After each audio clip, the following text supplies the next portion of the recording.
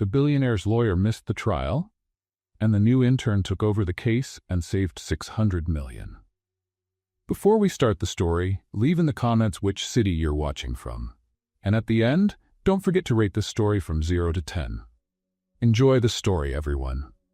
The defense chair was empty, and $600 million were about to go down the drain. The federal court of Denver had never seen so many people crammed into a single room. Reporters elbowed each other in the galleries, cameras pointed at every corner, and the air conditioning seemed to have given up working, probably from embarrassment at being present for this looming disaster. Caleb Lawson crossed his arms and looked at the empty chair beside him. 36 years old, founder of Lawson Tech, one of the most influential men in the technology sector in the United States. The kind of CEO who negotiated billion-dollar contracts over coffee and still found time to joke about his own messy hair at board meetings. But at that moment, even Caleb was having trouble finding humor in the situation. His lawyer, the renowned, the expensive, the supposedly infallible Robert Ashford, simply hadn't shown up. Caleb checked his watch, checked his phone. No messages, no calls. Robert Ashford? The man who charged $3,000 an hour and bragged about never losing a case in 20 years, had evaporated like forgotten coffee in a mug. Interesting.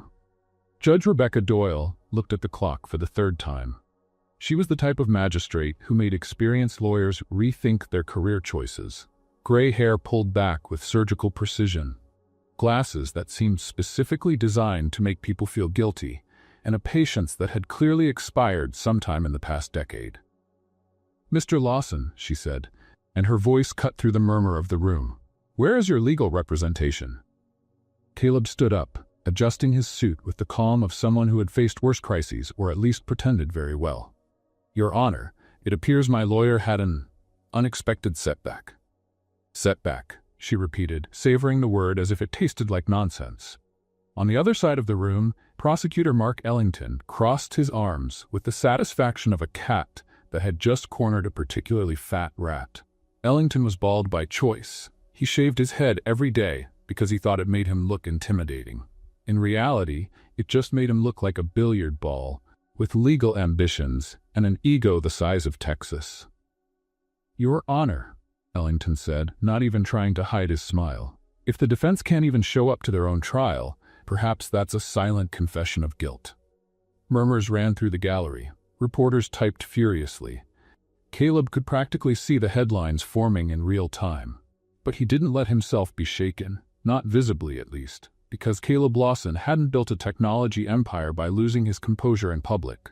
He had faced hostile investors, treacherous competitors, and once even a main server fire 3 hours before a crucial launch. An empty chair wasn't going to bring him down. Still, where was Robert? The judge struck the gavel once. "Mr. Lawson, you have exactly 5 minutes to present legal representation, or this court will close the case due to absence of defense." Caleb nodded, keeping his expression neutral. Inside, his mind was working at maximum speed, calculating options, searching for exits. That's when the courtroom's side door opened, or rather, was attacked by a hurricane in human form. A young woman burst through the entrance as if she'd been fired from a defective cannon. She wore a blazer that had clearly seen better days, a skirt that seemed to be an open war with its own zipper, and carried a leather briefcase that, at the exact moment she stumbled on her own heel, flew through the air like a drunk bird. Papers rained down the center aisle. The entire courtroom froze. The young woman fell to her knees, her glasses completely crooked on her face, desperately trying to gather the documents while murmuring a symphony of "No, no, no, please, no." One of the papers landed gracefully on Prosecutor Ellington's Italian shoe. He looked down with an expression mixing disgust and cruel amusement. "This here," he said, holding the paper between 2 fingers as if it were toxic waste, "is a cafeteria receipt." The young woman snatched the paper from his hand with the dignity of a cat that just fell off the table and pretends it planned the whole thing. "It's supporting documentation," she said, convincing absolutely no one. Laughter erupted in the gallery. Judge Doyle removed her glasses, cleaned the lenses with a slowness that promised consequences, and put them back on. "And you would be..." The young woman finally managed to stand up. She adjusted her glasses, adjusted her blazer, tried to adjust her dignity, but that seemed to have been left somewhere between the door and the floor. Maya Turner, Your Honor, Legal Department of Lawson Tech. And what exactly are you doing interrupting my courtroom, Miss Turner? Maya took a deep breath. Her eyes swept the room. The reporters laughing, the prosecutor smiling like a shark, the judge waiting for an answer that made sense. And then she looked at Caleb. And Caleb saw something he didn't expect. Behind the walking disaster, behind the crooked glasses and wrinkled blazer, there was something in her eyes. Something he recognized. Determination. I came to take over the defense, Your Honor. The silence that followed was so thick you could cut it with a knife. And then came the laughter. Prosecutor Ellington literally doubled over the table. Your Honor, is this a federal hearing or a prank show? The intern wants to take on a $600 million case? I'm not an intern, Maya corrected, adjusting her glasses with a gesture that was already starting to seem less nervous. I'm a junior associate. There's a difference. Oh, pardon me, Ellington said, wiping away tears of laughter. The junior associate who trips over her own feet wants to take on one of the biggest corporate cases of the decade. That changes everything. More laughter from the gallery. Maya didn't respond. Instead, she walked to the defense table, ignoring the stares, ignoring the laughter, ignoring every cell in her body that screamed for her to run. She sat down next to Caleb, and then, leaning toward him, she whispered something no one else could hear. Stay calm, Mr. Lawson. Mr. Robert Ashford asked me to come. Caleb blinked. Once, twice. Robert had sent her? Before he could process that information, Maya was already on her feet again, facing the judge. And something had changed. Her posture was different. Her shoulders, previously hunched, were straight. Her chin, previously lowered, was raised. Her eyes, previously nervous, now fixed on the judge with an intensity that made even Ellington stop laughing. Your Honor, Maya said, and her voice didn't tremble. I understand that my entrance wasn't orthodox, and I understand that the prosecution finds this very amusing. She looked at Ellington with a polite smile that had sharp edges. But while the prosecutor was busy laughing, I was reviewing every page of the lawsuit filed against my client, and I can assure the court that I am fully capable of conducting this defense. The prosecutor stopped smiling. The judge tilted her head, studying Maya as if trying to decipher a particularly interesting puzzle. Miss Turner, are you aware that if I allow this and you fail, the consequences for your client will be catastrophic? I am, Your Honor. And are you prepared to assume that responsibility? Maya didn't hesitate. I am. The courtroom held its breath. Judge Doyle remained silent for a long moment. And then, to the surprise of absolutely everyone, she struck the gavel. The defense is authorized to proceed. The courtroom erupted in murmurs. Reporters typed as if their lives depended on it. Prosecutor Ellington had the expression of someone who had swallowed a whole lemon. Maya sat down again, opening her briefcase, this time without dropping anything. Caleb leaned toward her, his voice low. Robert sent you? Maya nodded, organizing the documents with an efficiency that contrasted absurdly with her disastrous entrance. He called me at 5 a.m, said he couldn't come, but that I would know what to do. And do you? Maya raised her eyes to him, and there was something there, a mixture of courage and fear that she transformed into fuel. I know that someone is trying to destroy you, Mr. Lawson, and I know I'm not going to let that happen. Caleb studied her for a moment. That girl who had stumbled on her own entrance, who had scattered papers across the courtroom, who had made everyone laugh. Now she seemed like a completely different person. How old are you, Maya Turner? 29. And how long have you worked for my company? 3 weeks. Caleb let out a low laugh, not of mockery, but of something that resembled admiration. 3 weeks, and you're ready to face one of the biggest law firms in the country for me? Maya adjusted her glasses one last time. Mr. Lawson, with all due respect, I'm not doing this for you. I'm doing this because it's the right thing to do. And before Caleb could respond, the judge struck the gavel again. The prosecution may call its first witness. The trial had begun, and Maya Turner, the girl no one took seriously, was about to show what she was made of. Prosecutor Mark Ellington stood up like a peacock on parade day. He adjusted his tie, a rehearsed gesture he probably practiced in the mirror every morning, and walked to the center of the courtroom with the confidence of someone who had already won before even starting. "Your Honor," he said, his voice loaded with false cordiality, "before we proceed, I'd like to clarify a few things for the official record." Judge Doyle raised an eyebrow. "Proceed, Counselor." Ellington turned to Maya with a smile overflowing with poison disguised as sympathy. "Miss Turner, correct?" Maya stood up, shoulders straight, chin up. "Correct." "Miss Turner," he repeated, savoring each syllable, "just so everyone in this courtroom understands who we're dealing with. How long have you been practicing as an attorney?" 3 weeks at Lawson Tech, murmurs in the gallery. 3 weeks, Ellington repeated, turning to the audience as if presenting a joke. "And before that, I worked at a small firm in Ohio." "Ohio," he said, as if the word were an insult. "And there you handled cases of what magnitude? Divorces, traffic tickets, fence disputes between neighbors?" Muffled laughter emerged from the galleries. Maya didn't take the bait. "Various cases, Counselor." Ellington took 2 steps toward her, invading her personal space like a shark circling its prey. "Miss Turner, can you even turn on your office printer? Because from what I saw of your entrance, I'm genuinely concerned about your basic motor coordination." Laughter exploded in the courtroom. Even some journalists laughed. Maya felt her face heat up. She felt everyone's eyes on her, judging, doubting, waiting for her to crumble. And for a second, just 1 second, she almost gave in. But then she looked at Caleb. He wasn't laughing. He wasn't panicking. He watched her with an expression she couldn't fully decipher. But there was something there. Something that seemed to say, "I bet on you. Don't let me down." Maya took a deep breath. "Prosecutor Ellington," she said, and her voice came out firmer than she expected. "I appreciate your concern about my motor skills.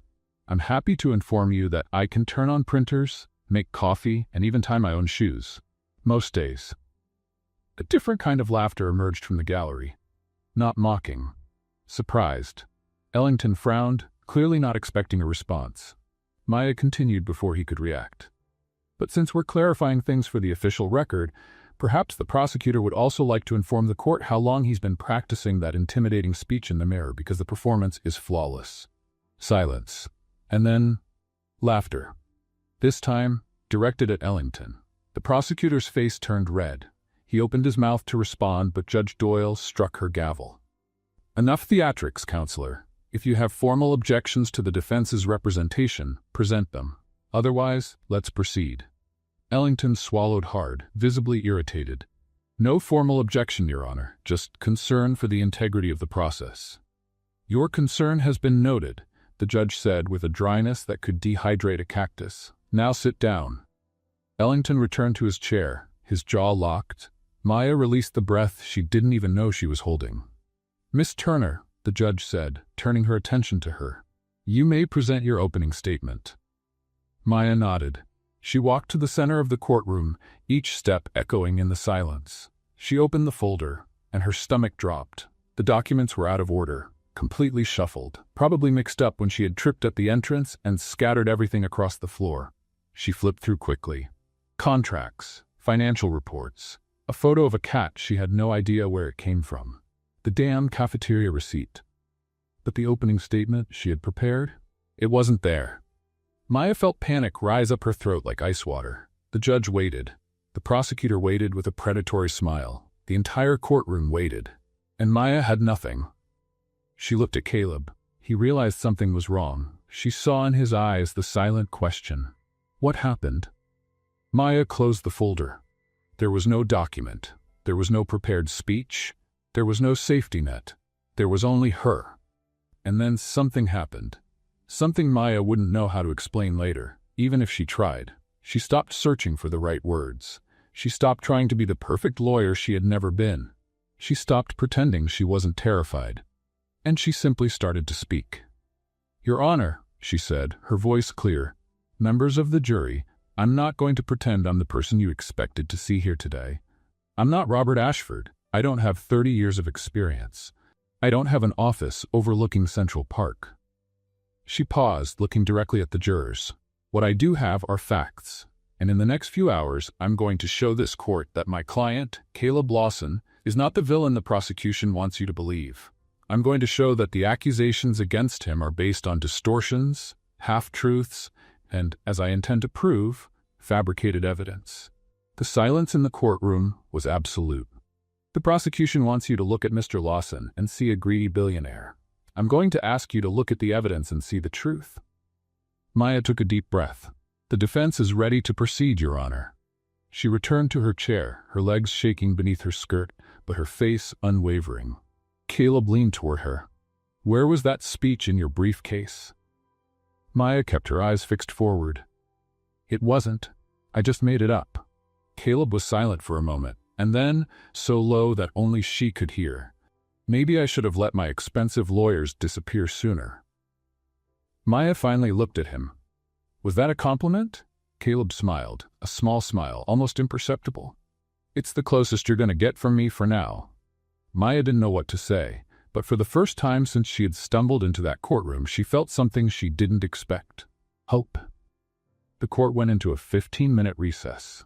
Maya took the opportunity to reorganize her briefcase, this time carefully, separating the documents by category and discreetly removing the photo of the cat that she still didn't know where it had come from. Caleb was surrounded by two assistants who had appeared out of nowhere, whispering updates about the media coverage of the case. From what Maya could gather, the headlines were divided between "Billionaire abandoned by his own lawyer" and "Mysterious intern takes on million-dollar case." Neither was particularly flattering. She sighed, trying to focus on the documents. That's when her phone buzzed. Maya looked at the screen. Unknown number. The message was short. Give up. She frowned. Probably a prank. Some joker who had gotten her number. She swiped to delete. The phone buzzed again. You don't know what you're getting into. Maya felt a chill on the back of her neck. Her fingers hovered over the screen. Another buzz. Last chance. And then came the photo. Maya felt the air vanish from her lungs. It was her mother's living room, in Ohio. The floral armchair her mother loved. The little table with family photos. The cup of tea she always left on the left side. And in the corner of the image, through the kitchen window, a silhouette. Someone had taken that photo from inside the house. Someone was there. The phone slipped from Maya's hands. She tried to catch it in the air, but in the process knocked over the entire briefcase, scattering documents across the floor for the second time that day. No, she murmured, falling to her knees to collect the papers. Her hands were shaking so much she could barely hold the pages. Miss Turner? Caleb's voice made her freeze. He was standing beside her, looking at the chaos on the floor. Is everything okay? Maya forced a smile that probably looked more like a grimace. Everything's great, just gravity. You know how it is. It's especially strong today. Caleb didn't seem convinced. He crouched down, picking up some papers that had flown away. You're pale. Courtroom lighting makes everyone look like a ghost. Maya. The way he said her name, without the miss, without formality, made something tighten in her chest. He was really looking at her, not the way a client looks at his lawyer, the way one person looks at another when they know something is wrong. Maya looked away, picking up the phone from the floor and stuffing it in her blazer pocket before he could see the screen. I'm fine, Mr. Lawson. Really? Caleb was silent for a moment. Then he stood up, extending his hand to help her. Maya hesitated before accepting. His hand was firm, warm, secure in a way she didn't expect. If someone is threatening you, he said, his voice low enough that only she could hear, I need to know. Maya let go of his hand too quickly. Nobody's threatening me. Why would anyone threaten me? I'm just a lawyer from Ohio who doesn't know how to work printers, remember? Caleb didn't laugh. Robert Ashford was the best lawyer money could buy. He never missed a hearing in 20 years. And suddenly, in the most important case of his career, he just disappears. Maya felt her stomach sink. What are you saying? I'm saying that maybe Robert didn't just decide not to come. The words hung in the air between them. Maya thought about the messages, the photo, the silhouette in her mother's kitchen window. And suddenly, everything made horrible sense. Robert hadn't abandoned Caleb. Robert had been removed. And now, whoever was behind this had turned their attention to her. Excuse me, Maya said, her voice higher than she intended. I need to go to the restroom. She didn't wait for an answer. She walked quickly, crossing the side hallway until she found a window overlooking the parking lot. And there it was, a black SUV. Dark windows, parked in the same spot since Maya had arrived that morning. She remembered because she had thought it strange that such a large car was taking up 2 spaces. As she watched, the headlights flashed once, like a warning. Or a promise. Maya backed away from the window, her heart pounding so hard she could feel it in her ears. She grabbed her phone. Her fingers trembled as she typed a message to her mother. "Mom, is everything okay there?" The seconds of waiting felt like hours. The reply came. "Everything's fine, dear. I just made tea. Why do you ask?" Maya let out her breath. She was okay. Her mother was okay. For now. Another message arrived. Unknown number again. How sweet. She makes tea at 10:47 every morning. Creature of habit. Easy to find. Maya felt her legs weaken. They knew her mother's schedule, knew where she lived, knew that Maya was checking. They were watching both of them. She leaned against the wall, trying to breathe, trying to think. Part of her wanted to run, catch the first flight to Ohio, get her mother out of the house, disappear. Leave Caleb Lawson and his $600 million to whoever wanted them. But then she thought about Robert. Robert, who had called at 5 in the morning with a strange voice. Robert, who had asked her to go in his place without explaining why. Robert, who had only said, "You'll know what to do. I trust you." What had happened to him? What would happen to her if she continued? What would happen to her mother if she gave up now and whoever was behind this decided that witnesses were a problem? Maya closed her eyes. There was no safe choice. There was no easy way out. There was only moving forward and hoping to be smarter than them. She took a deep breath. Once, twice, and then straightened her shoulders and returned to the courtroom. Caleb watched her approach, his eyes scanning her face for something she was determined not to show. "Everything settled?" he asked. Maya sat down, opening her briefcase with a calm she didn't feel. "Everything settled. You took a while? Line at the women's restroom. You know how it is." Caleb clearly didn't know, and clearly didn't believe it. But before he could say anything, Judge Doyle returned to her position and struck the gavel. "Recess is over. The prosecution may call its first witness." Maya looked forward, focusing on the judge, on the prosecutor, on anything that wasn't the weight of the phone in her pocket or the image of the black SUV burning in her mind. Beside her, Caleb leaned in. "Maya," he whispered, "if you're in danger—" "I'm in the same danger as you, Mr. Lawson," she responded, without looking at him. "The difference is I don't have $600 million to lose. I only have a mother in Ohio who makes tea at 10:47 in the morning." Caleb was silent, and Maya noticed, from the corner of her eye, something change in his expression. It wasn't pity. It wasn't corporate concern. It was anger. The kind of cold, controlled anger of someone who doesn't tolerate innocent people being dragged into his battles. "Nobody's gonna hurt your mother," he said, his voice low like steel. "I promise." Maya finally looked at him. "You can't promise that." "I can," Caleb said, "and I will prove it." Before she could respond, the prosecutor's voice cut through the air. "The prosecution calls its first witness, Daniel Vance, former chief financial officer of Lawson Tech." The trial had resumed. Tuck and Maya Turner, with threats in her pocket and fear in her heart, had no choice but to keep fighting. Daniel Vance was the type of witness that made defense lawyers lose sleep. Former chief financial officer of Lawson Tech, impeccably combed gray hair, a suit that cost more than Maya's annual rent. He sat in the witness stand with the confidence of someone who had already rehearsed every word he was going to say.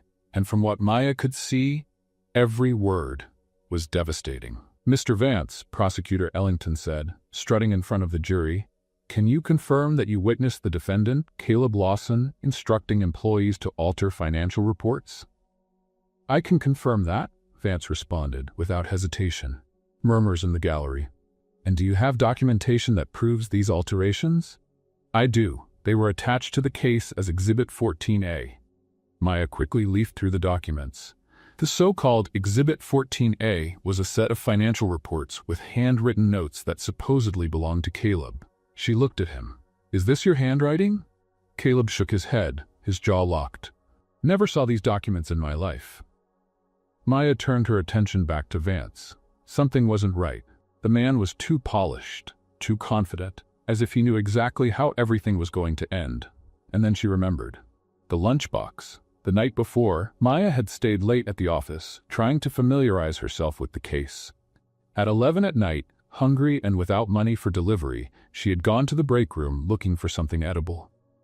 That's when she found a thermal lunchbox forgotten behind the coffee machine. A children's lunchbox with dinosaur prints, clearly out of place in that glass and steel office. Maya was going to ignore it, but something made her open it. Inside, instead of old sandwiches, there was a flash drive.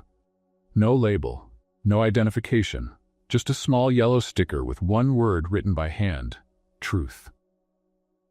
Maya had taken the flash drive home but couldn't open the files. They were encrypted. She threw it in her bag, planning to hand it over to the IT department the next morning. But the next morning brought the chaos of the trial, and she had completely forgotten. Until now, Maya reached into her bag. Her fingers found the small, cold object. The flash drive was still there. "Miss Turner?" The judge's voice brought her back. "Does the defense have questions for the witness?" Maya stood up. Her brain was working at maximum speed. "I do, Your Honor. But first I would like to present new evidence." Ellington stood up immediately. "Objection. The defense cannot present evidence that has not been previously catalogued." "Your Honor," Maya said, keeping her voice steady, "this evidence was discovered last night on the premises of Lawson Tech. Given the last-minute nature of my participation in this case, there wasn't sufficient time for prior cataloging. I request that the court consider its relevance before dismissing it." Judge Doyle studied Maya for a long moment. "What type of evidence?" Maya held up the flash drive. "A digital storage device, Your Honor, found hidden in the office." "Hidden where, exactly?" Maya took a deep breath. "Inside a thermal lunchbox, behind the coffee machine." The silence that followed was almost comical. The judge removed her glasses. "Miss Turner, are you telling me that the defense intends to present evidence found inside a lunchbox?" "Yes, Your Honor." "What kind of lunchbox?" Maya felt her face heat up. "A children's lunchbox with dinosaur prints." Someone in the gallery laughed, then another. Within seconds, the entire courtroom was stifling laughter. Even Judge Doyle seemed to fight against a smile. "Dinosaurs," she repeated. "Tyrannosaurus specifically," Maya said, because apparently her mouth had decided to function independently of her brain. "Very well drawn, actually." More laughter. Ellington seized the moment. "Your Honor, this is ridiculous. The defense wants us to believe that crucial evidence was stored in a child's lunchbox? Is this a joke?" "It's not a joke, prosecutor," Maya responded, her voice gaining firmness. "It's exactly where someone would hide something they didn't want found. Who looks for evidence behind a coffee machine inside a children's lunchbox?" The laughter died. Maya continued. "Someone put that flash drive there. Someone who had access to the office, but couldn't be seen storing documents. Someone who wanted the truth to be found, but couldn't reveal their identity." The judge studied her for a moment. "And you have no idea who left this flash drive?" Maya thought about Robert Ashford. The phone call at 5 in the morning. The inexplicable disappearance. "No, Your Honor, I don't." "But she had a hunch," Judge Doyle sighed. "The court accepts the evidence provisionally, subject to authenticity analysis. Officer, please connect the device to the system." The court officer took the flash drive and inserted it into a computer connected to the screens in the room. The first files appeared. Bank records, dozens of them, transfers between corporate accounts, dates, amounts. And then Maya saw it.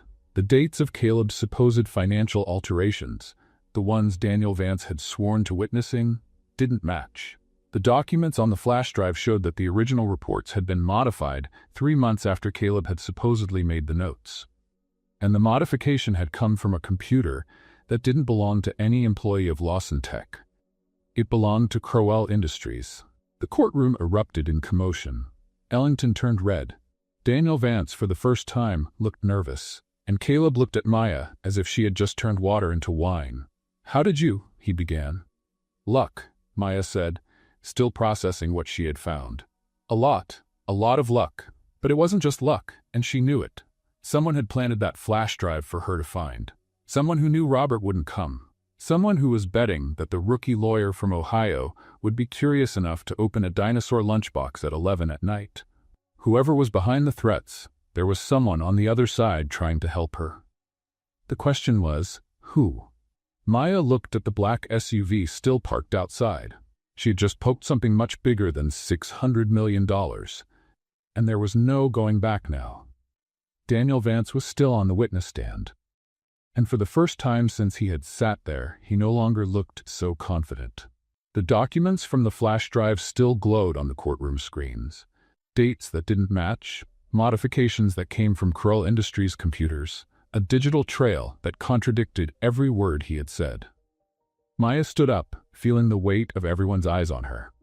"Mr. Vance," she began, "you stated under oath that you witnessed my client instructing employees to alter financial reports. Correct?" Vance adjusted his tie. A small gesture, almost imperceptible. But Maya noticed. "Correct. And you stated that these alterations occurred in March of last year?" "Yes." Maya pointed to the screen. "Then how do you explain that the metadata on these documents shows they were modified in June, 3 months later?" Vance blinked. There must be a technical error. And how do you explain that this modification was made from an IP address registered to Kroll Industries? Not Lawson Tech?" The murmur in the gallery grew. Vance looked at Ellington, seeking help. The prosecutor was too busy frantically flipping through papers, pretending he had everything under control. "I don't have the technical knowledge to. You're the former chief financial officer of a technology company," Maya cut in. "You want this court to believe you don't understand the basics of metadata?" "Objection!" Ellington finally stood up. "The defense is intimidating the witness." "I'm asking questions, prosecutor. If that intimidates your witness, maybe the problem isn't me." The judge struck the gavel once. "Objection overruled. The witness will answer." Vance swallowed hard. That's when the courtroom door burst open with a crash, and chaos stumbled in. Jude Ramirez looked like he had run a marathon. Disheveled hair, crooked glasses, shirt untucked, sweat dripping down his forehead. He was carrying a stack of reports so high he could barely see where he was walking. "Wait," he shouted, rushing down the aisle. "I have more! I found more things!" The bailiff tried to stop him. "Sir, the court is in session." Jude dodged with unexpected agility for someone clearly averse to physical exercise. "It's urgent. It's about the case." He kept running, and then the untied shoelace decided this was its moment to shine. Jude tripped. The stack of reports exploded through the air like paper fireworks. Pages rained all over the courtroom, on the benches, on the floor, in the jurors' laps. One landed delicately on Judge Doyle's head. The silence that followed was deafening. The judge removed the paper with the slowness of someone choosing words very carefully. "Who," she said, "are you?" Jude got up from the floor, his glasses now completely sideways. "Jude Ramirez, Your Honor. Financial analyst at Lawson Tech. Sorry about the entrance. I ran 12 blocks. I'm not much of a runner, you could tell." Maya intervened quickly. "Your Honor, Mr. Ramirez is part of the financial analysis team. He was verifying the documents from the flash drive. And what did he find that justifies turning my courtroom into a paper storm?" Jude finally located the page he was looking for. Crumpled, but readable. "This," he raised it triumphantly. "The bank transfers. I tracked all of them. $47 million sent to an account in the Cayman Islands in 12 transfers over 6 months. Murmurs in the gallery. "And where did these transfers come from?" Maya asked. Jude smiled. "From a corporate account at Kroll Industries." The courtroom erupted in commotion. Maya turned to Vance, who was now visibly pale. "Mr. Vance, were you aware of these transfers?" No. You were the chief financial officer. 47 million went unnoticed?" "This has nothing to do with me. You left Lawson Tech 8 months ago. 2 weeks later, you started working as a consultant for Kroll Industries. Interesting coincidence, don't you think?" Vance was silent. Maya felt her heart race. She was navigating unknown waters, using terms she barely understood, hoping not to make a technical mistake that would destroy everything. But she couldn't stop now. "Mr. Vance," she said, her voice firm, "you lied under oath today. You fabricated testimony to incriminate an innocent man, and you did this at whose behest?" "Objection," Ellington shouted. "This is speculation. It's logical deduction based on documentary evidence," Maya responded without taking her eyes off Vance. "Unless the prosecutor has a better explanation for 47 million in ghost transfers?" Ellington opened his mouth. Closed it. Opened it again. Nothing came out. Judge Doyle leaned forward. Mr. Vance, I'm going to ask once, and only once. Are you aware that perjury is a federal crime? Vance was sweating now. The impeccable man who had entered the courtroom had disappeared, replaced by someone who clearly saw his life crumbling in real time. I need to speak with my lawyer. You're on the witness stand, not in the defendant's seat. Yet, the judge added, answer the defense's question. Silence. Vance looked at Ellington, at the gallery, at the door, as if calculating his chances of escape. And then, with the voice of someone who knew he had lost, I refused to answer on the basis of the Fifth Amendment. The gallery exploded. The Fifth Amendment. The right not to incriminate himself. The prosecution's star witness was officially protecting himself from criminal charges. Maya felt her legs tremble. It worked. It really worked. The judge struck the gavel 3 times. Silence. The court will recess for 1 hour. Mr. Ellington, I strongly suggest you reevaluate the prosecution's position. Ellington looked like he had swallowed a whole lemon. Vance stepped down from the witness stand like a defeated man, avoiding looking at anyone. Maya sat down, exhausted. Jude approached, still trying to straighten the crumpled papers. Did I do well? He whispered. I practiced all night. My mom said I seem confident when I speak slowly, but I forgot. You were perfect, Jude. Caleb leaned toward Maya. Where did you learn to do that? Maya let out a nervous laugh. I didn't learn. I was improvising and praying not to make any fatal mistakes. Well, it seemed very convincing. That's what happens when you're too terrified to hesitate. Caleb studied her for a moment, something changing in his eyes. You're amazing. You know that? Maya felt her face heat up. Before she could respond, her phone buzzed. Unknown number. Impressive. But the witness was just the appetizer. Wait until you meet the chef.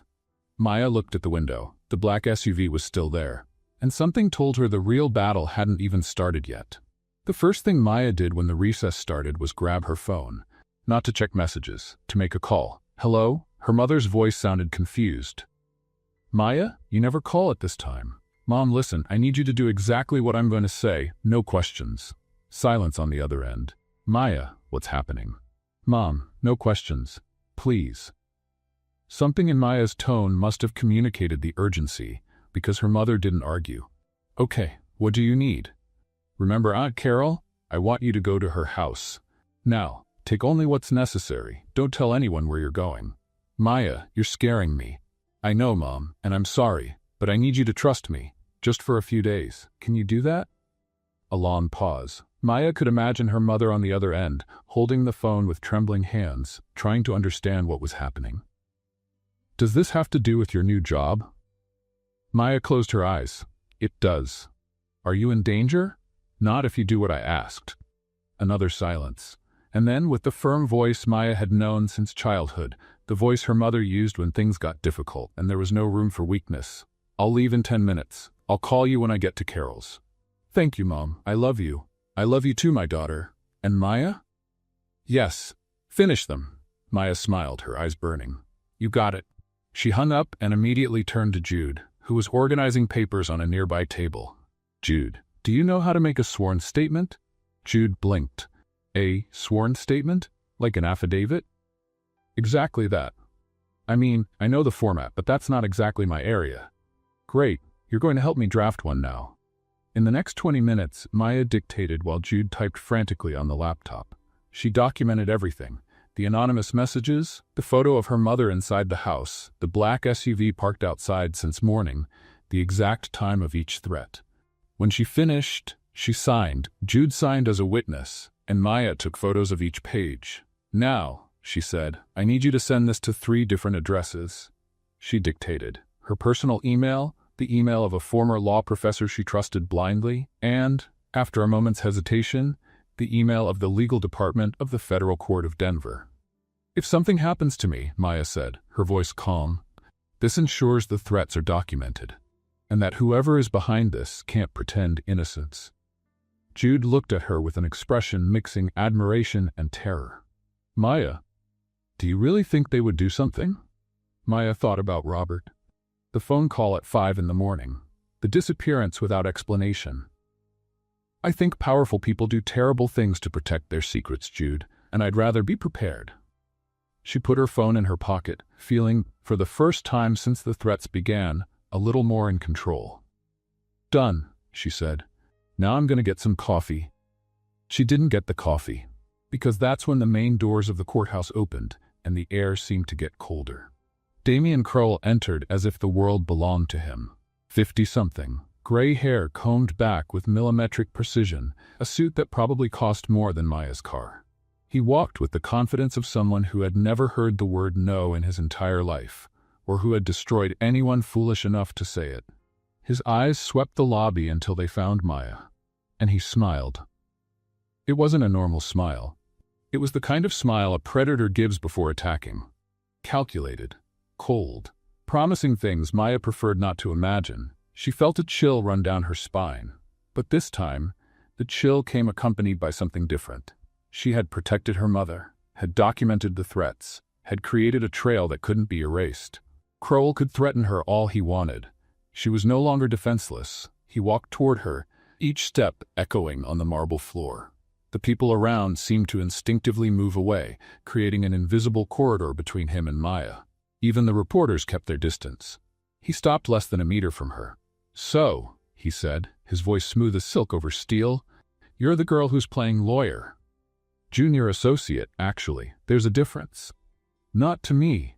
Crowell tilted his head, studying her. "You put on quite a show in there. Impressive for someone so inexperienced." "Thank you. I practice in the mirror." Crowell's smile didn't waver. "Do you know who I am, Miss Turner?" "Damien Crowell, founder of Crowell Industries, former partner of my client, and apparently the person whose bank transfers are causing quite a bit of embarrassment in this courthouse." Something flashed in his eyes. Something dangerous. "You're brave," he said. "Or stupid. I haven't decided which yet. Maybe a little of both. It's a popular combination in Ohio." Crowell took a step forward. Maya didn't step back. He leaned in, his voice dropping to a whisper. "You're asking to get hurt, girl. People much more powerful than you have tried to stand up to me. Know where they are now?" Maya held his gaze. "They disappeared," Crowell continued. "Just like your friend Robert, just like anyone who gets in my way." Robert, he had just confirmed what Maya suspected. "Are you threatening me?" she asked, her voice clear enough for anyone nearby to hear. "I'm warning you, there's a difference." "Interesting." Maya crossed her arms. "Because in the last 40 minutes, I received anonymous threats, including a photo of my mother inside her own house. I documented everything, signed a sworn statement, and sent copies to 3 different addresses, including the legal department of this courthouse." Crowell's smile froze. "So if anything happens to me or to my mother or to anyone I know," Maya continued, "there will be a very, very clear trail pointing directly to you." Silence. Maya took a step forward, closing the distance between them. "Besides," she said, "is that cologne expensive or does it just reek of guilt?" The silence that followed was absolute. And then, from somewhere behind Crowell, laughter exploded. Then another, and another. A small crowd had formed around them. Reporters, courthouse employees, onlookers.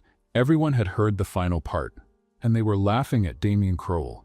His face transformed. The predatory smile disappeared, replaced by controlled fury. "You're going to regret this," he said through clenched teeth. "Maybe, but at least I'll regret it with a clear conscience, and my mother's safe." Crowell stood still for a moment, his fists clenched, and then, without another word, he turned and marched away. The crowd began to disperse. Maya leaned against the wall, her legs finally giving in to the trembling she had been holding back. Caleb approached, his expression worried. "What happened?" Maya let out a shaky laugh. "I provoked one of the richest men in the country and probably shortened my life expectancy by about 10 years. "You're shaking." "It's the adrenaline." Caleb took off his own jacket and placed it over her shoulders. "What did he say?"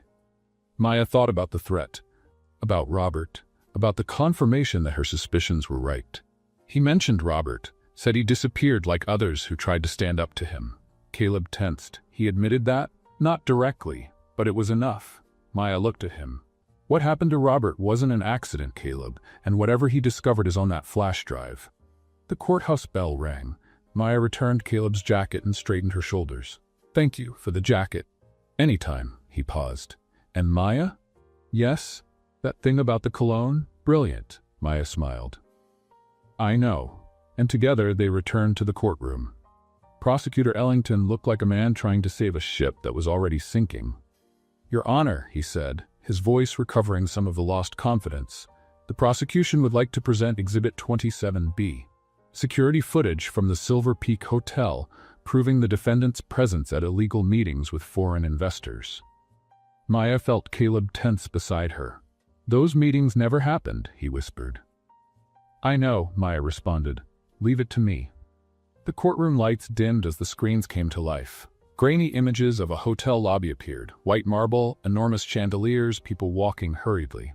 And then, there he was, Caleb Lawson entering the hotel, greeting a group of men in suits, walking toward the elevators.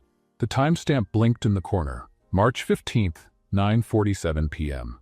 As you can see, Ellington narrated, the defendant attended the Silver Peak Hotel on the night of March 15th, where he met with representatives from offshore companies to discuss illegal fund transfers. Murmurs in the gallery. Maya studied the images carefully. Something was wrong. She could feel it, but couldn't identify exactly what. And then she saw it. The clock. In the corner of the lobby, partially visible behind a column, there was a decorative wall clock. One of those antique clocks that luxury hotels love to display. And the time on the clock didn't match the footage timestamp. The timestamp said 9:47 p.m. The clock on the wall showed 6:20 p.m.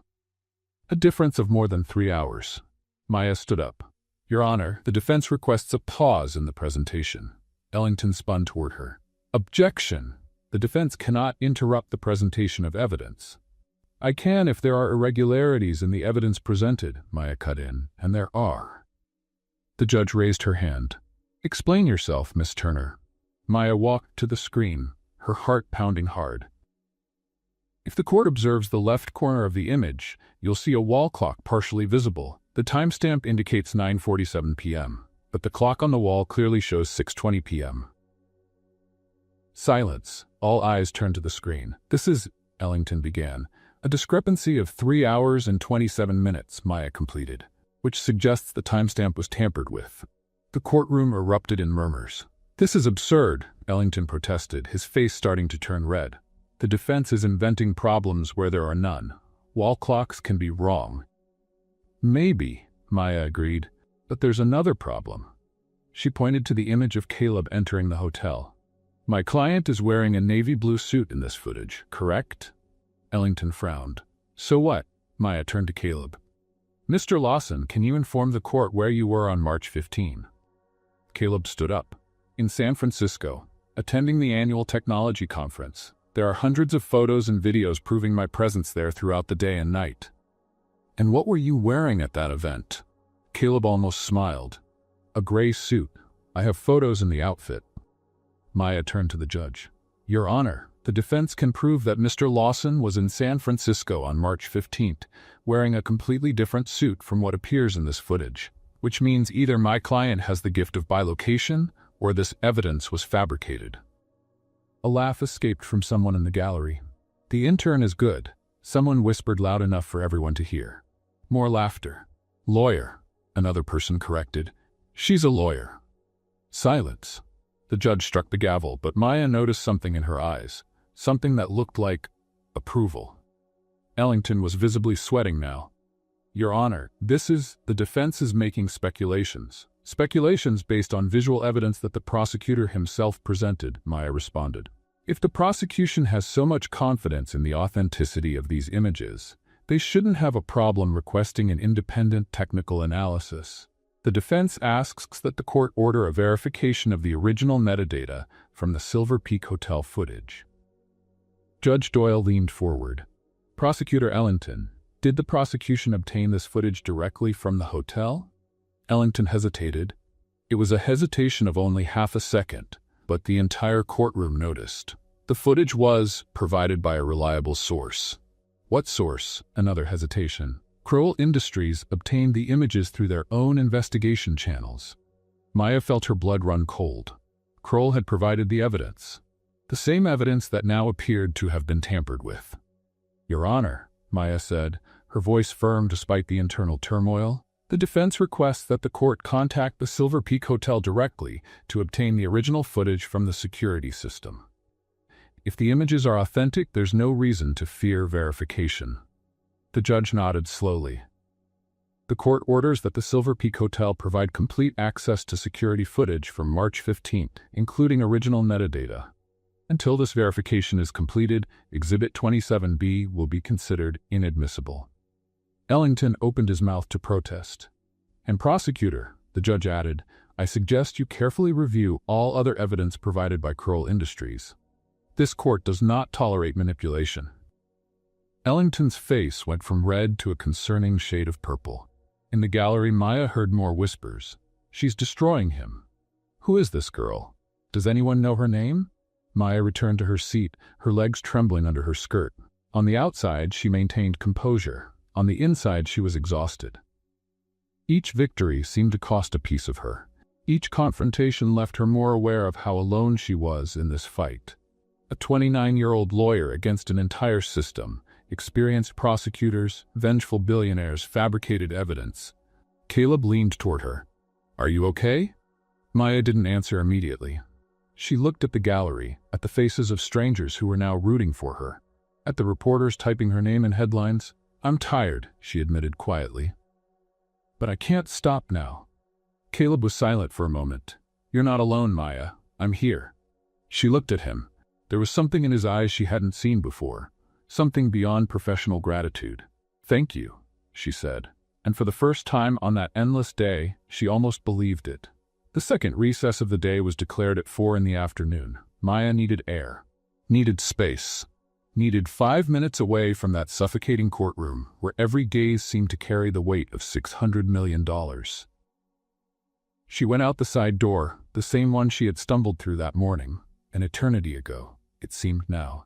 The Denver air was freezing, the kind of cold that bites the skin and awakens the senses.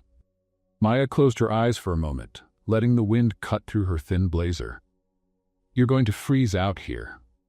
Caleb's voice made her open her eyes. He was standing a few meters behind, hands in his pockets, his suit impeccable despite everything that had happened. I can handle it, Maya said. I grew up in Ohio. This is spring breeze. Caleb smiled and approached, stopping beside her. For a moment, neither of them said anything. They just stood there, looking at the nearly empty parking lot, breathing the cold air. How are you? He asked. In one piece. More or less. More or less. Maya let out a humorless laugh. This morning, I was just a junior lawyer who barely knew where my own desk was. Now I have a psychopathic billionaire threatening me, a federal prosecutor wanting my head, and my mother hiding at Aunt Carol's house somewhere in Ohio. She paused. So yes, more or less. Caleb was silent for a moment. Is your mother safe? I hope so. She sent me a message when she arrived.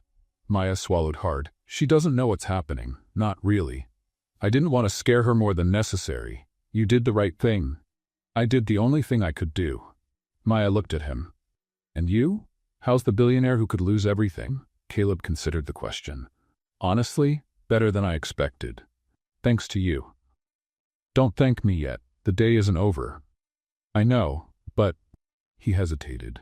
When Robert didn't show up this morning, I thought I was finished. I thought Crowell had won before it even started.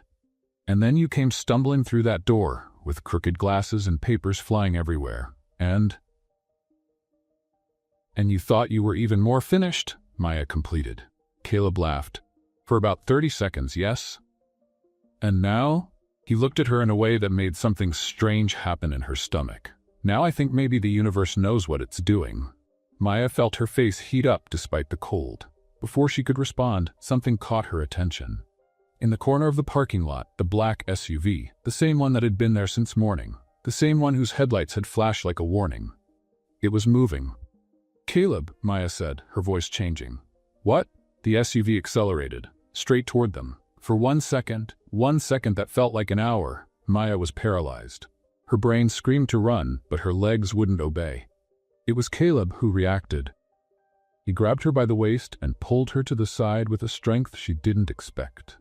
They both fell together onto the grass bed next to the sidewalk, rolling away from the asphalt. The SUV passed within inches of where they had been standing a second before. The brakes squealed. The vehicle skidded, recovered control, and accelerated toward the parking lot exit. Within seconds, it had disappeared onto the main street. Silence. Maya was lying on the grass, her heart pounding so hard she could feel it in her temples.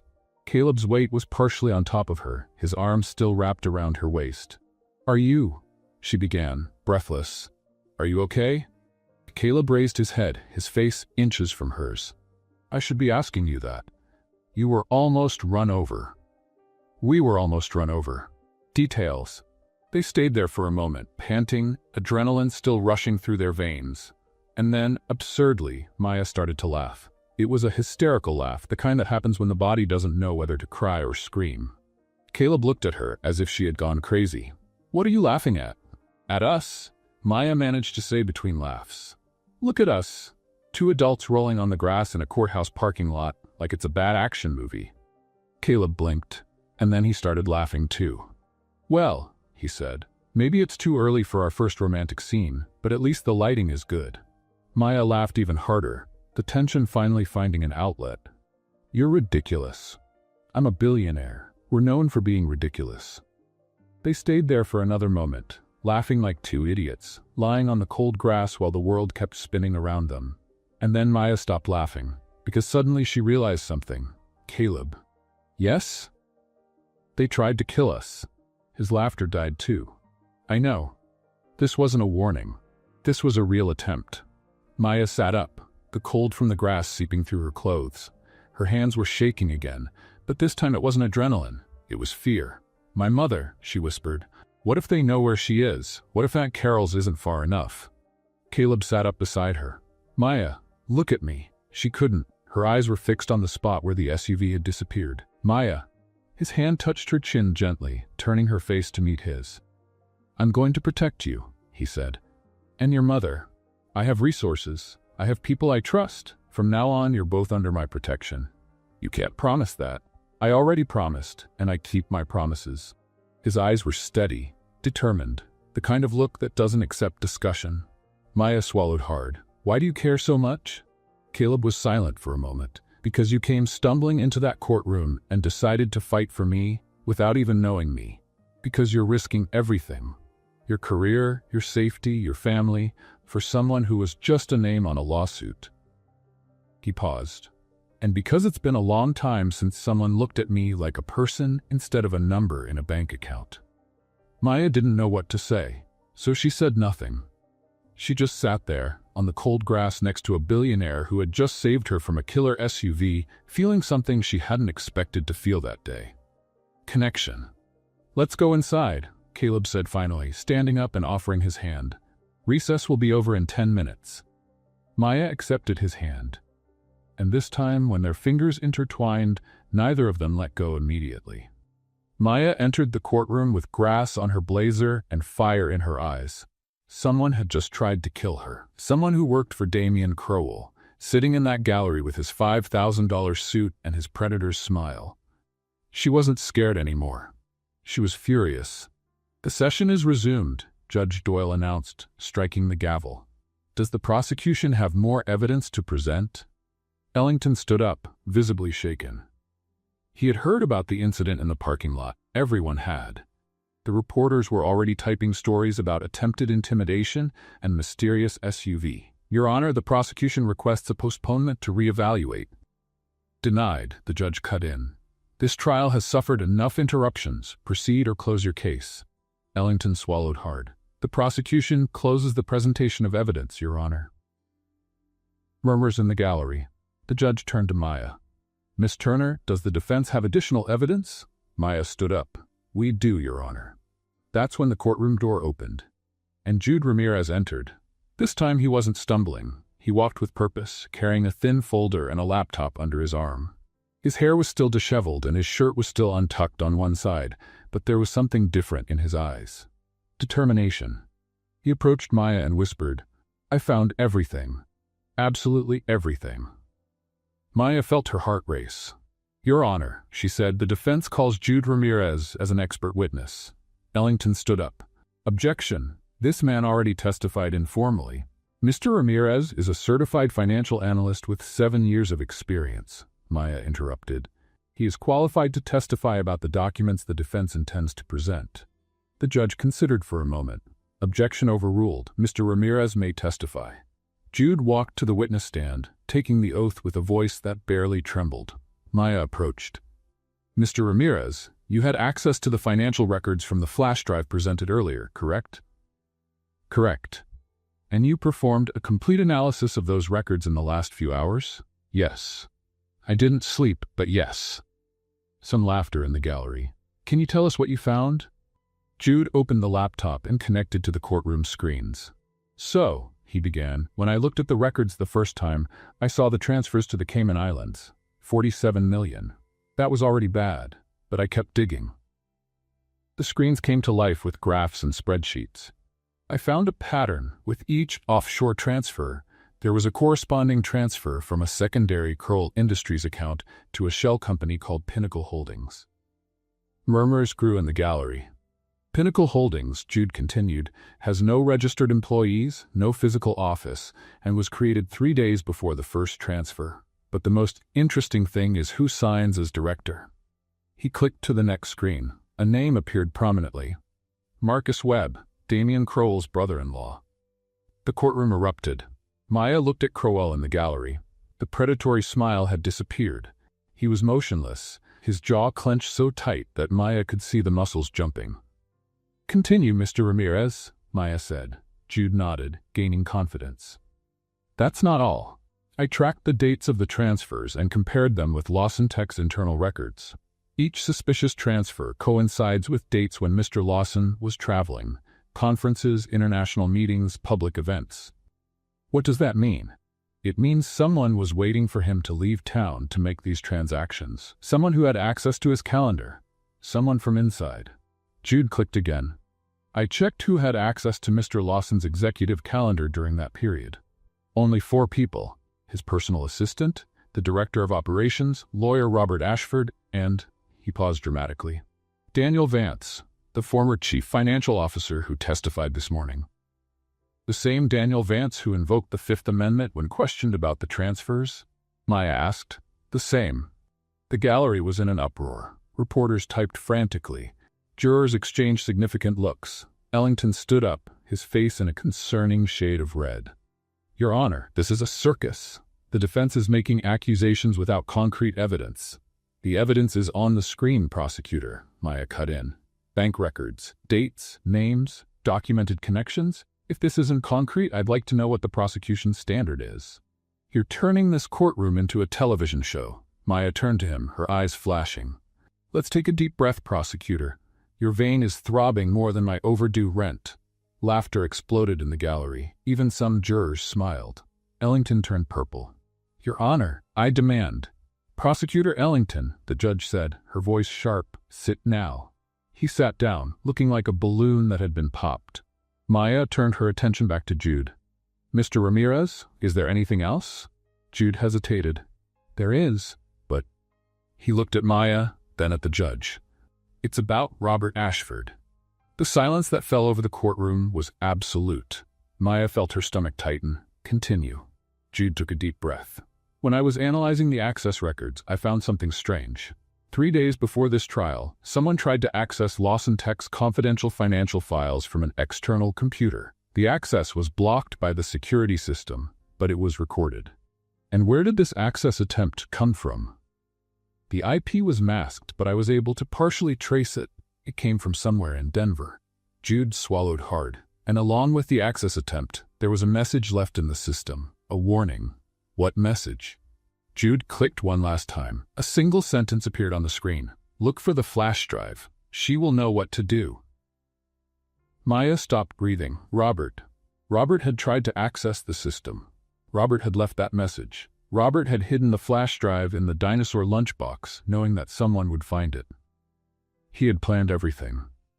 Your Honor, Maya said, her voice hoarse, the defense believes that Robert Ashford discovered the fraud within Lawson Tech. He tried to gather evidence, but was prevented or silenced before he could complete the work. The flash drive I found wasn't a coincidence. It was a legacy, a last attempt to expose the truth. The courtroom was in absolute silence, and then someone started to applaud. A single clap, coming from somewhere in the gallery. Then another, and another. Within seconds, half the gallery was applauding, discreetly, respectfully, but applauding. The judge struck the gavel. Silence in the court. The applause died, but the message had been sent. Maya looked at Crowell. The man who had entered that courtroom like a king now looked like someone watching his empire crumble in real time. His eyes met Maya's, and there was no predatory smile there anymore. There was hatred. Pure, concentrated hatred. Maya held his gaze, didn't look away, didn't tremble. You tried to kill me, she thought. You threatened my mother. You made Robert disappear. And still, I'm here. Crowell stood up abruptly and left the gallery, his steps echoing in the courtroom's silence. The door slammed behind him with a finality that seemed to say, this isn't over. But Maya knew it was over. At least this battle. Judge Doyle leaned forward. Given the evidence presented by the defense, this court will recess until tomorrow at 9 in the morning, when I will present my preliminary decision. Prosecutor Ellington, I strongly suggest you use this time to reconsider the prosecution's position. She struck the gavel one last time. Court is adjourned. Maya sat down, her legs finally giving out. Caleb approached, placing his hand on her shoulder. You did it, he said. Maya shook her head. Not yet. Tomorrow is the decision. Maya. He waited until she looked at him. You dismantled the entire case. You exposed Crowell. You honored what Robert started. She felt her eyes burn. I wish he was here to see it. Maybe he is, Caleb said softly. Somehow. Jude approached them both, looking like he was about to faint from exhaustion. Did I do well? Maya let out a wet laugh. Jude, you were incredible. Really? Because I thought I was going to throw up at least 3 times, but I managed to hold it, so... Jude, yes, go rest. He smiled, relieved. Good idea. I haven't slept in. What day is it anyway? As Jude walked away staggering, Maya looked at the door through which Crowell had left. The war wasn't over, she knew that, but for the first time she believed she could win. The courtroom had emptied, but Maya was still standing in the hallway, looking at the door through which Crowell had left. The day's adrenaline was finally dissipating, and in its place came an exhaustion she felt in her bones. Every muscle ached, every thought weighed heavy. Maya. Caleb's voice brought her back. He was standing beside her, his suit wrinkled for the first time since she'd met him, his hair slightly out of place. He looked as tired as she was. You can't go home today, he said. Not after what happened in the parking lot. Maya knew he was right. Her tiny apartment in Denver had no doorman, no cameras, nothing but a lock she herself could break with a credit card. I can stay at a hotel. You're staying at my house. It wasn't a question. Maya opened her mouth to protest, but Caleb interrupted her. I have 12 security guards, cameras on every inch of the perimeter, and an alarm system that cost more than most houses in this country. It's the safest place in Denver. She hesitated. Caleb, I don't know if this is appropriate. Please. The word came out different. Softer. Almost vulnerable. I won't be able to sleep knowing you're somewhere unprotected, he continued. Not after everything you did for me today. Not after almost losing you in that parking lot. Maya looked into his eyes. The confident CEO had disappeared. In his place was just a worried man. A man who had thrown himself in front of an SUV to save her. Okay, she said finally. One night. Caleb let out the breath he'd been holding. Thank you. Caleb's car, an armored sedan that looked more like a luxury tank, took them out of the city. One of the security guards drove, another occupied the passenger seat, and Maya and Caleb rode in the back seat in silence. Maya watched through the window as Denver's buildings gave way to wooded hills and increasingly spaced properties. The city lights fell behind like distant stars. Where exactly do you live? She asked. In the mountains. Far enough to have peace, close enough to get to the office in 40 minutes. Peace, Maya repeated. Must be nice to have enough money to buy peace. Caleb glanced at her. Money buys silence, Maya. Peace is something else. She didn't know what to say. 40 minutes later, they crossed an iron gate that opened automatically. Cameras followed the car as they climbed a winding road surrounded by pine trees. And then Maya saw the house. It wasn't a house, it was a mansion. But not an ostentatious mansion, full of gold and marble like she expected from a billionaire. It was elegant, modern, built in glass and natural stone that blended with the mountain landscape around it. Soft lights illuminated the entrance path, and Maya counted at least 4 men in suits patrolling the visible perimeter. 12 security guards wasn't an exaggeration, she murmured. I never exaggerate when it comes to security. Caleb paused. Especially now. They entered, and Maya was immediately enveloped by warmth. A fireplace crackled in the spacious living room, and the smell of burning wood mixed with something that seemed like food. Are you hungry? Caleb asked, taking off his jacket. Maya was going to say no, but her stomach betrayed her with an audible growl that echoed in the house's silence.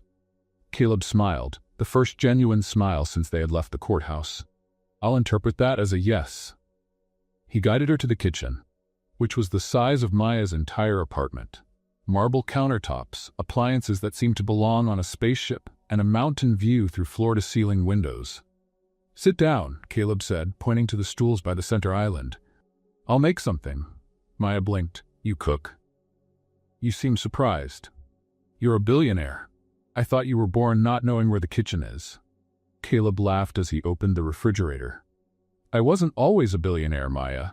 I grew up in a 2-bedroom apartment in Seattle. My mother worked 2 jobs, and I learned to cook at 10 because someone needed to make dinner while she was out.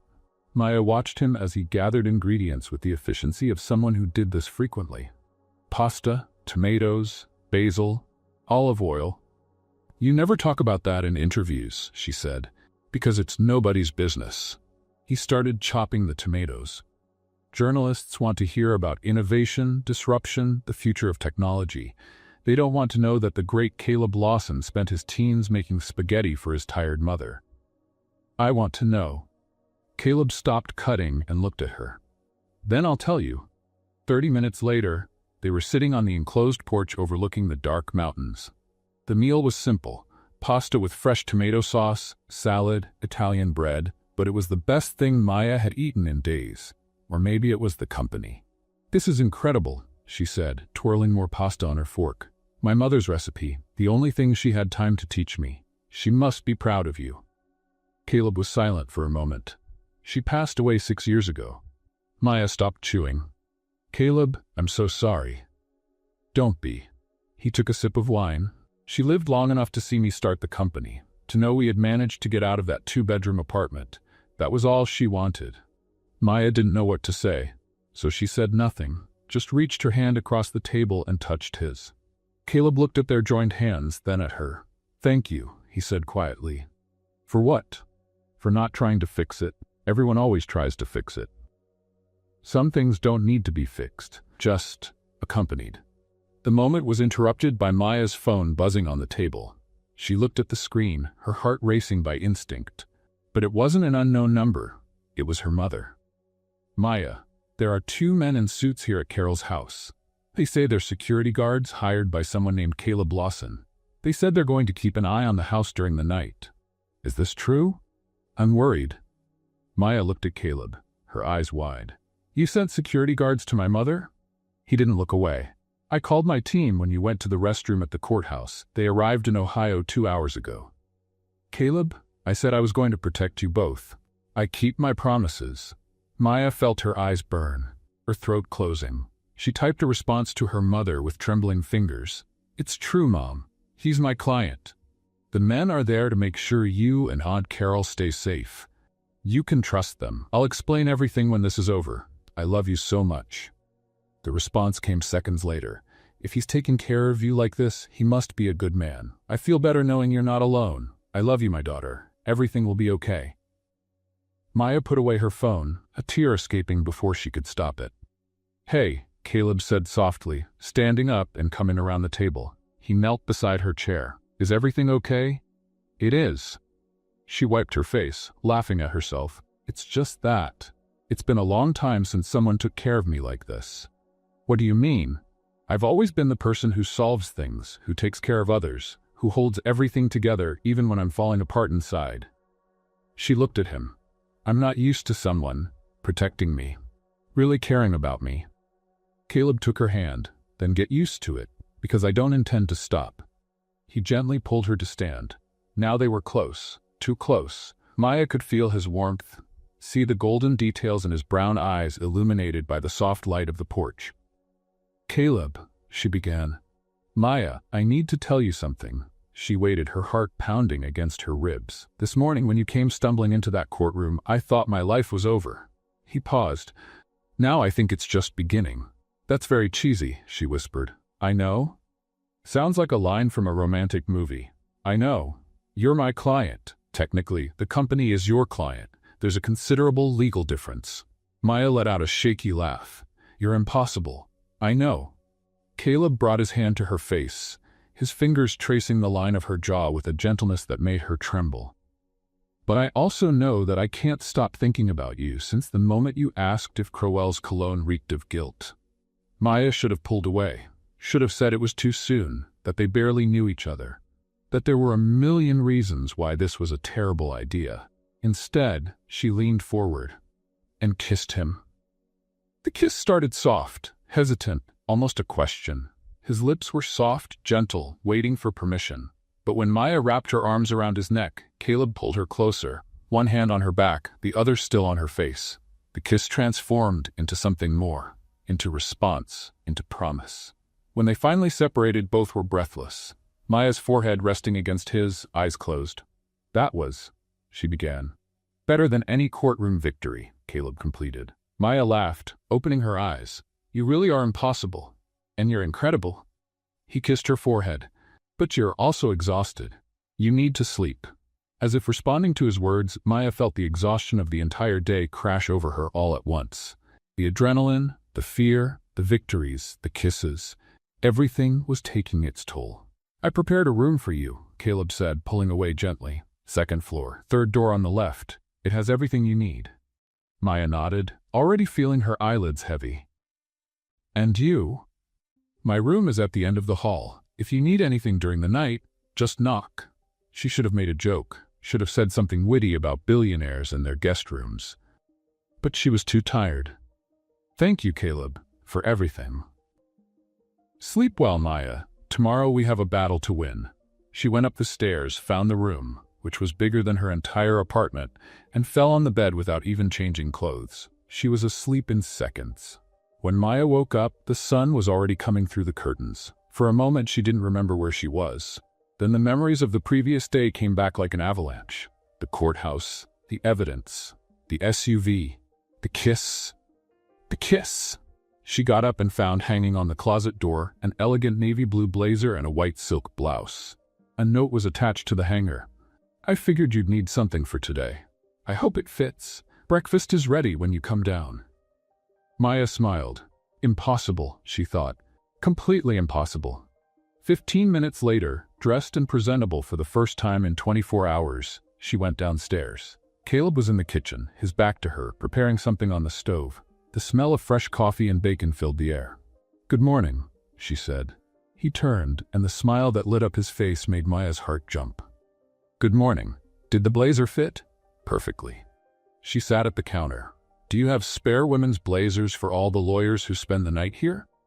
Caleb laughed. "I had an assistant buy it last night. Perks of having a team available 24 hours. He placed a plate in front of her. Eggs, bacon, toast, fresh fruit. "You need energy," he said. "Today is the day." Maya looked at him. This man who had cooked for her twice in 12 hours, who had sent security guards to protect her mother, who had kissed her under the mountain stars. "Yes," she said. "Today is the day." And together, they had breakfast, ready for the final battle. The federal court of Denver seemed different that morning. Or maybe it was Maya who was different. She entered through the same doors she had stumbled through 24 hours earlier, but this time her steps were firm. The navy blue blazer Caleb had provided fit perfectly on her shoulders. The white silk blouse conveyed a confidence she finally felt inside. Caleb walked beside her, close enough that their shoulders almost touched. Neither of them mentioned the kiss from the night before. They didn't need to. It was there, between them, like a silent promise. "Ready?" he asked as they approached the courtroom entrance. Maya took a deep breath. "Ready." The gallery was even more packed than the day before. Reporters occupied every available seat. Cameras positioned themselves in the permitted corners. The air vibrated with an almost palpable expectation. Maya spotted Crowell sitting in the first row of the gallery. He wore another impeccable suit, but there was something different in his posture. A stiffness that wasn't there before. a tension in his shoulders that suggested a poorly slept night. Good, Maya thought. Let him lose sleep too. Judge Rebecca Doyle entered promptly at 9 o'clock. The entire courtroom stood and sat in unison, like a rehearsed choreography. This court is in session, the judge announced. After thorough analysis of the evidence presented by both parties, I am prepared to issue my preliminary decision. The silence that followed was absolute. Maya felt Caleb tense beside her. Under the table, his hand found hers and squeezed briefly. Judge Doyle put on her glasses and opened a folder. In the case of the State versus Caleb Lawson, after review of documentary evidence, witness testimony, and forensic analysis of materials presented by the defense. She paused for what seemed like an eternity. This court determines that all charges against the defendant be suspended, pending additional investigation into the origin and authenticity of the prosecution's evidence. The gallery erupted in murmurs. Maya felt the air leave her lungs in a breath of relief. Furthermore, the judge continued, raising her voice above the noise, based on evidence presented by the defense, this court forwards to the federal public prosecutor a formal recommendation to open an investigation against Crowell Industries for suspected documentary fraud, evidence falsification, and obstruction of justice. Crowell stood up abruptly, his face red. This is a farce. Your Honor, I demand. Mr. Crowell, sit down, the judge said, her voice sharp as steel. You are not a party to this case and have no authorization to speak in this courtroom. I'm not going to sit here while. The gavel struck 3 times. Officer, remove Mr. Crowell if he doesn't sit down immediately. The bailiff took a step forward. Crowell looked around, saw he was surrounded, and sat down slowly, his jaw locked in fury. The judge turned her attention to Maya. Miss Turner, this court recognizes the exceptional work of the defense under extraordinary circumstances. Your dedication to truth and justice is noteworthy. Maya stood up, her legs slightly wobbly. Thank you, Your Honor. Before the judge could adjourn the session, the courtroom door opened. 2 federal agents entered, followed by a third carrying a briefcase. Your Honor, the taller agent said, we apologize for the interruption. I'm Agent Morrison from the FBI. We have urgent information relevant to this case. The judge frowned. Proceed. Agent Morrison walked to the center of the courtroom. Approximately 2 hours ago, 2 individuals were detained in Ohio while attempting to break into a residence.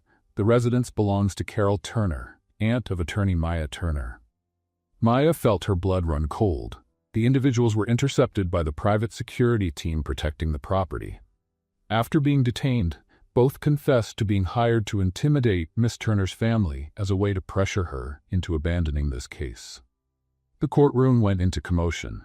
And more importantly, the agent continued, both identified who hired them. He turned and looked directly at Crowell. Damian Crowell. The chaos that followed was indescribable. Reporters shouted questions, cameras flashed, people stood up to see better. The judge struck the gavel repeatedly, trying to restore order. Crowell stood up, his face livid. This is a lie. I never. Damian Crowell, Agent Morrison said, walking toward him, you are under arrest for conspiracy to intimidate a witness, obstruction of justice, and fraud. You have the right to remain silent. Maya watched, almost in slow motion, as the agents put handcuffs on the man who had threatened her mother, who had sent an SUV at her, who had made Robert disappear. Crowell fought against the handcuffs, shouting protests and threats, but it didn't help. Within seconds, he was being escorted out of the courtroom, camera flashes capturing every moment of his downfall. The judge struck the gavel one last time. This court is adjourned. What happened next was a whirlwind. Reporters surrounded Maya with questions she could barely process. Caleb tried to make his way through them. Jude appeared from somewhere, taking selfies with the chaos in the background as if he were an excited tourist. Maya, how does it feel to be the lawyer who brought down Damian Crowell? Miss Turner, is it true you've only worked at Lawson Tech for 3 weeks? Maya, are you and Caleb Lawson romantically involved? That last question made Maya and Caleb exchange a quick look. She felt her face heat up. No comment, she said, and heard Caleb stifle a laugh. They managed to leave the courthouse through the back, escaping to the armored car that was waiting. Inside the vehicle, finally in silence, Maya let out the air she seemed to have been holding for hours. It's over, she said, almost unable to believe it. It's really over. Caleb took her hand. Thanks to you. Thanks to the flash drive. Thanks to Jude. Thanks to the security guards you sent to Ohio. She shook her head. I just put the pieces together. You did much more than that, Maya, and you know it. Before she could respond, Caleb's phone rang. He looked at the screen and frowned. It's from the office, one of the security guards. He answered, listened for a few seconds, and his eyes widened. Are you sure? A pause. Okay. We're on our way. He hung up and looked at Maya. What is it? She asked, her heart racing. Robert Ashford is at the office. The Lawson Tech building had never seemed so tall as it did at that moment. Maya and Caleb rode the elevator in silence, each lost in their own thoughts. When the doors opened on the executive floor, Maya held her breath, and there he was. Robert Ashford was sitting in one of the lobby armchairs, looking older and more tired than Maya remembered seeing him in the office hallways. His suit was wrinkled, his beard unshaven, deep circles under his eyes, but he was alive. When he saw Maya, he stood up slowly. You were even better than I imagined, he said, his voice hoarse. Maya didn't know if she wanted to hug him or yell at him. Where were you? Was what came out. You disappeared. You left me alone in that courtroom. You. I know. Robert raised his hand. And I'm sorry, but I had no choice. Everyone has a choice. Not when they threaten your family. The silence that followed was heavy. Robert sighed and sat down again, seeming to carry the weight of the world. Kroll found out I was investigating the transfers. 3 weeks ago, I received a package at my apartment. Inside were photos of my granddaughter at school, my daughter picking her up at the playground, my wife at the grocery store. He swallowed hard, and a message, give up or they disappear. Maya felt her stomach sink. Why didn't you go to the police? Because Kroll has people everywhere. Police officers, prosecutors, judges. I didn't know who to trust. He looked at her. So I looked for someone he didn't know, someone from outside the system, someone who didn't have connections that could be corrupted. Me, Maya said. You. But why me? We barely exchanged 2 words in those 3 weeks. Robert smiled for the first time. A tired smile, but genuine. Because I was watching you, Maya. From day one. He paused. And I read your article in college. That one about corporate ethics and legal responsibility. You wrote that justice is not a luxury of the powerful, it's a right for everyone, and lawyers who forget that betray the profession itself. Maya blinked. She had written that years ago, on an afternoon in the library, never imagining anyone would actually read it. I researched all the junior associates in the legal department, Robert continued. I read everything I could find about each one. And when I read your words, I knew. Knew what? That you weren't going to give up, that you would fight even when it seemed impossible, that you were exactly the kind of person I needed. He paused, and I was right. Maya felt her eyes burn. You put the flash drive in the lunchbox, she said. You knew I stayed late at the office. I knew you were too curious to ignore a dinosaur lunchbox behind the coffee machine. He gave a weak laugh. It was my granddaughter's. It seemed appropriate. Maya couldn't help it. She laughed too. A wet laugh, mixed with tears that finally escaped. You're crazy, she said. I'm a lawyer. It's basically the same thing. Caleb, who had remained silent until then, approached. Robert, are you okay? Do you need anything? I need a shower, a bed, and probably therapy, Robert replied. But first, I needed to see you two. I needed to know it had worked. He looked at Maya with something that resembled pride. You saved the company, Maya. Saved Caleb. And probably saved my family too, because now that Crowell is in jail, my granddaughter can go back to the playground without me having nightmares. Maya wiped away her tears. You could have told me, could have prepared me. If I had told you, you would have acted differently. You would have overthought it. Your strength was exactly in not knowing, in reacting with instinct, with truth. He smiled. You were perfect because you were yourself. Maya didn't know what to say. So she did the only thing that seemed right. She crossed the space between them and hugged Robert Ashford, the man who had bet everything on her without her knowing. Thank you, she whispered, for trusting me. Robert returned the hug, giving awkward pats on her back. Thank you, Maya Turner, for proving I was right. When they separated, Caleb was smiling. Well, he said, I think we have a lot to celebrate, but first, Robert, you really need a shower. Robert laughed. Still the same polite Caleb as always. Maya looked at the two men in front of her, the billionaire who had become much more than a client, and the lawyer who had bet his entire case on a girl from Ohio who stumbled in courtrooms. 24 hours ago, she was just a junior associate that nobody took seriously. Now, she was the woman who had brought down Damien Crowell. And this was just the beginning. 6 months later, Maya still hadn't gotten used to the plaque on her office door. Maya Turner, Chief Legal Officer. Every time she passed it, she felt like pinching herself to make sure she wasn't dreaming. The girl from Ohio who stumbled in courtrooms now had a corner office overlooking the Denver mountains. Life was full of surprises. That morning, however, Maya didn't have time to admire the view. Caleb had called a press conference to announce Lawson Tech's new expansion project, and she needed to be there as the company's legal representative. At least that's what he had said. The hotel event hall was packed. Reporters, investors, company employees, all waiting for the announcement from the CEO, who had survived the most talked-about scandal of the year. Maya was backstage, reviewing notes she didn't need to review when Jude appeared beside her. "You're nervous," he said. "I'm not. You're chewing the pen cap." Maya looked down. The cap was completely destroyed. "Okay, maybe a little," Jude smiled. In the last 6 months, he had been promoted to financial analysis manager and finally learned to tie his own shoelaces. "Progress. Relax," he said. "It's just a press conference. You've faced much worse." "I know, it's just that." She didn't finish the sentence. She didn't know how to explain the strange feeling she had since waking up that morning, as if something big was about to happen. "Maya." Robert Ashford's voice made her turn. He was impeccable as always. Back at the office 4 months ago, fully recovered and more annoyingly organized than ever. "It's time. Caleb wants you on stage." "On stage? Why? I was going to be in the audience. Change of plans." Robert smiled in a way Maya couldn't decipher. "Let's go." She followed Robert to the side of the stage, her heart beating faster than it should. In the center, Caleb was already positioned in front of the microphone, the spotlights illuminating his face.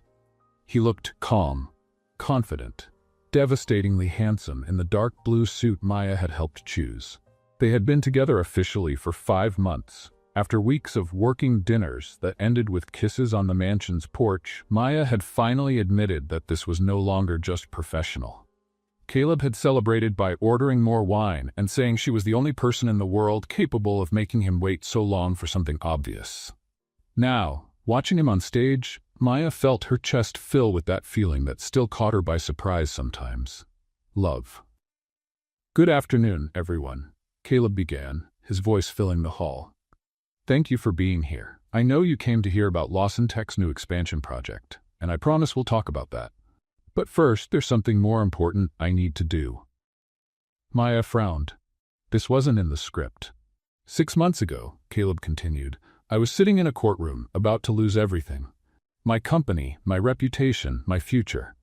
And then a woman came stumbling through the door, with crooked glasses and papers flying everywhere, and announced she was going to save me. Laughter in the audience. Maya felt her face burn. "I thought she was crazy," Caleb said, smiling.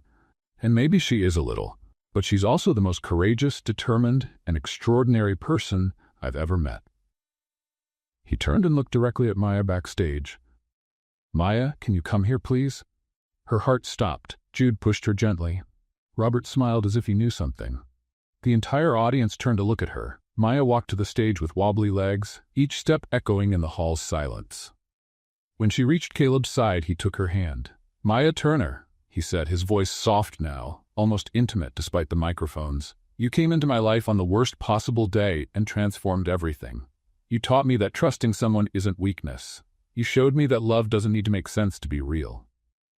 He let go of her hand and, to Maya's absolute shock, knelt down. The audience held its breath. So did Maya. Caleb took a small box from his jacket pocket.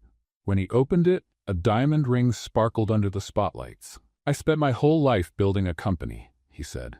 "But only when I met you did I understand what's really worth building. A life, a family, a future." He looked at her with shining eyes. "Maya Turner, will you marry me?" The silence lasted only a second, but for Maya, it felt like an eternity. She looked at Caleb, the man who had started as a client and become her best friend, her partner, her love. The man who cooked for her at 2 a.m. when she worked late, who sent security guards to protect her mother without thinking twice, who made her laugh even on the worst days. "Did you rehearse this or improvise like I did in court?" she asked, her voice choked. Caleb laughed, his eyes welling up. "A little of both." Maya felt tears stream down her face. "Yes," she said. "Yes, I will." The hall erupted in applause. Caleb stood up and kissed her, a kiss that tasted of tears and laughter and promises. The audience applauded, flashes went off, Jude shouted something incomprehensible in the background. But Maya didn't hear any of it. She only heard her own heart, beating hard against the chest of the man she loved. When they separated, Caleb rested his forehead against hers. "I love you, Maya Turner." "I love you too, Caleb Lawson." She smiled through her tears. "Even though you're impossible." "It's my charm." She laughed, and he hugged her, and the whole world seemed to be exactly as it should be. 6 months earlier, Maya had stumbled into a courtroom not knowing what awaited her. Now, she knew exactly where she belonged. In the arms of the man she had saved, and who, in all the ways that mattered, had saved her too. What did you think of Maya's courage in facing all of this alone in court? Leave your opinion in the comments. On a scale of 0 to 10, what rating would you give this story? Don't forget to subscribe to the channel and turn on notifications to receive more exciting stories like this one.